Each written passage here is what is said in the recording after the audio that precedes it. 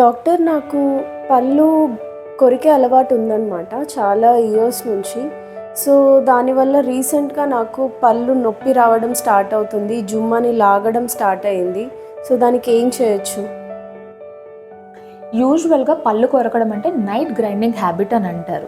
Night grinding అంటే రాత్రిపూటే కాకుండా పగలపూట కూడా ఇన్వాలంటరీగా పళ్ళు నోరుతూ ఉంటారనమాట. దానివల్ల పళ్ళు అనేవి అరగడం జరుగుతుంది.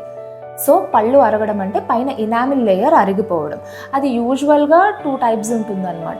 ఒకటి ఏంటి అంటే హ్యాబిచువల్గా ఇలా నైట్ గ్రైండింగ్ హ్యాబిట్ అలాంటివి ఉన్న వాళ్ళకి. ఇంకొకటి ఏంటి అంటే ఏజ్ వెళ్ళే కొద్దీ ఇనామిల్ అనేది అరగడం సహజం.